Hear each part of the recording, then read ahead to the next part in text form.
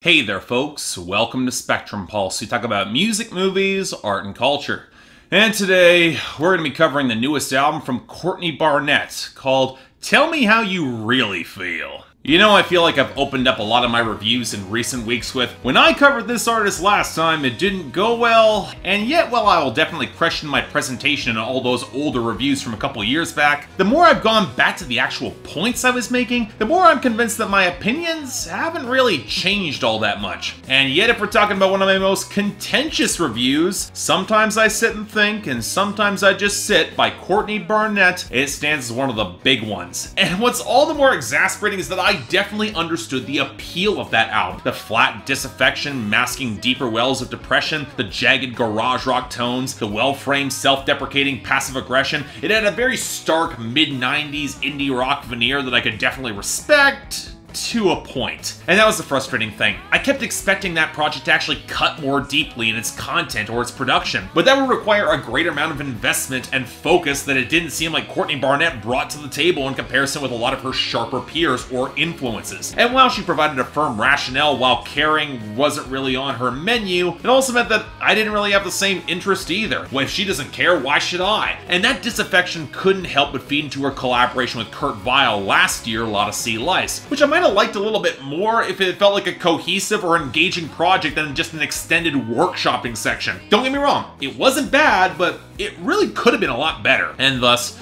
I had some serious concerns about the critical reception to this album, nearly all of which was pointing a finger at those Kurt Vile sessions as an indicator of what was to come in neutering any sense of direction or edge or deeper punch, most of which I would question was there in the first place, but hey, it's not like my expectations are going to get any lower about this. So, alright, fine. What did I get on Tell Me How You Really Feel? Well, here's the thing. I can definitely see why some of the fans taken in by more of the edge and the disaffection of that debut project, they might find this to be a lot tougher of a record to swallow and sit through. While the songs often feel better constructed, there are fewer jagged edges and idiosyncratic moments, and the songwriting doesn't quite bring the wallop of broken glass the debut did. Oh, the bitter sarcasm's often still there, but the framing is slightly different this time around, and not in a way that's as immediately appealing. And that's kind of amusing to me because I actually might like this project a fair bit more. No, it's not great, I'd have a hard time even calling it good, and I can't even say I would really revisit any one song here beyond this review, but Courtney Barnett's more focused writing is burrowing into a niche that I like with this album, and one I think actually flatters her style a fair bit if she wants to continue this longer term. Now granted, I have issues with her style as a whole, so let's get all that out of the way right now. Now as on previous albums, I have never ever really bought into her as a singer, with the sort of resigned, disaffected, hangdog presence that might have been popular in the 90s with Gen X disaffection, but all which I have never really found all that interesting or compelling. After all, I'll say it again, if she can barely muster the energy to care, why should I? And that similar mid-90s aesthetic plays a lot into her production and presentation, which to her credit manages to compensate for the relative lack of any significant edge by refining the melody lines or letting a little bit more atmosphere linger and curdle in the guitar work, from the thick, simmering, low-end grind of hopefulness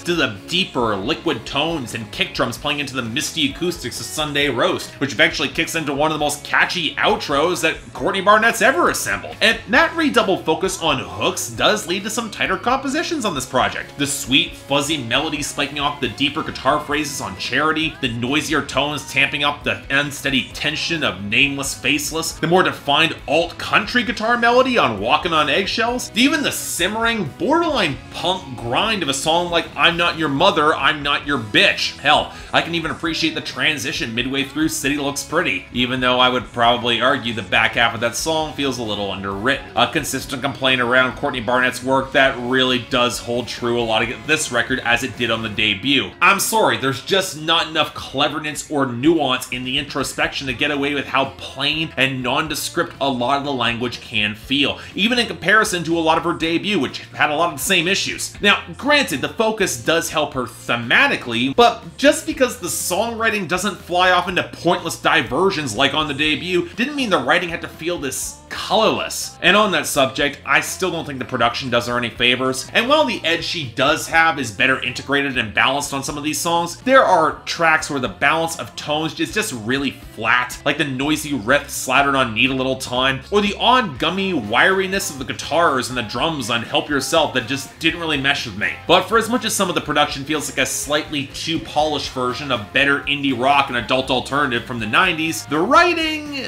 well, on the surface feels a lot of the same, as Courtney Barnett shows herself most comfortable curling into a ball of self-conscious angst and barbs at anybody who would approach her, for good or for ill. And yeah, in some cases you can definitely tell it's a survival mechanism and it feels pretty justified. She's cutting against anonymous online trolls on Nameless, Faceless, and it's arguably one of the better songs that's written on that subject, especially with the interpolation of Margaret Atwood's famous quote surrounding how women and men see each other. Men are scared that women will laugh at them. Women are scared that men will kill them. But from there, it's also hard to avoid the impression that Barnett is far from helping the relationship she describes in songs like Charity and I'm Not Your Mother, I'm Not Your Bitch, and Help Yourself and Walking on Eggshells, until you come to the stark realization that Barnett is far too much of an introvert to just be referring to a string of guys or other people, especially when she provides so little detail or any detail about any of them, and that many of the questions that she could be asking in these songs could well be referring to herself or her own personal muses. And I'll say it,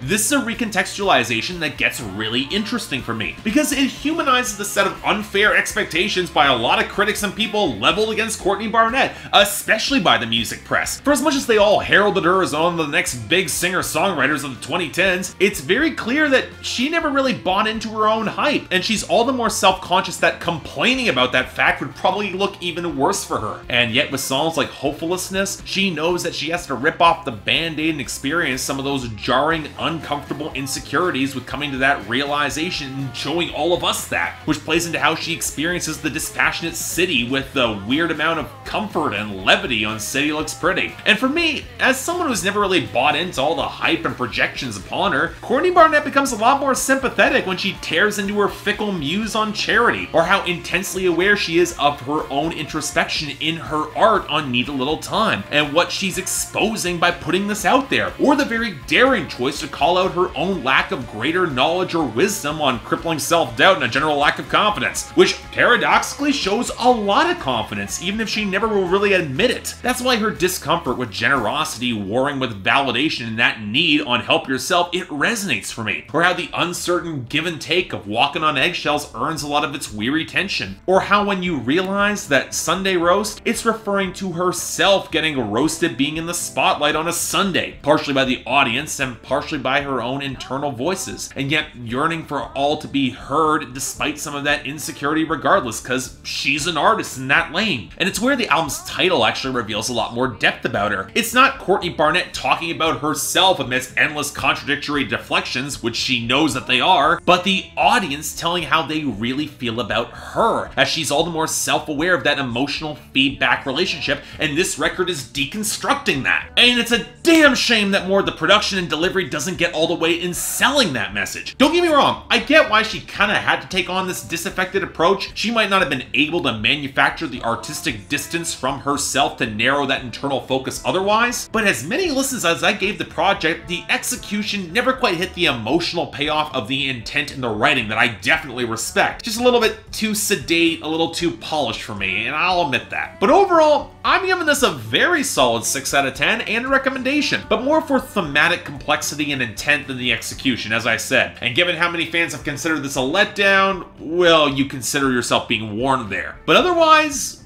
yeah, you know what? Courtney Barnett doubling down on self-awareness and metatext, it might be kind of up its own ass, but you know what? It works for me.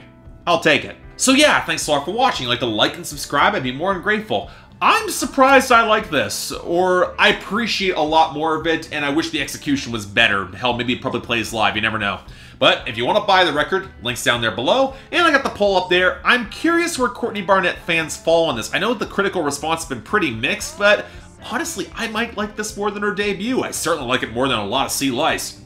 Beyond that, anything else I might be able to do to improve my presentation, I'm all ears. If you guys want to get involved in supporting this channel or helping impact my schedule so I cover records like this earlier, link to my Patreon right over there, where 3 times a week you guys get to vote on my schedule, and once a week for the higher tier contributors, you guys get that albums, movies, or even a top 10 list to that schedule. If you want to see more details about the schedule, it's on my Instagram, link down there below. But till then, I'm Mark, you're watching Spectrum Pulse, and I'll see you next time.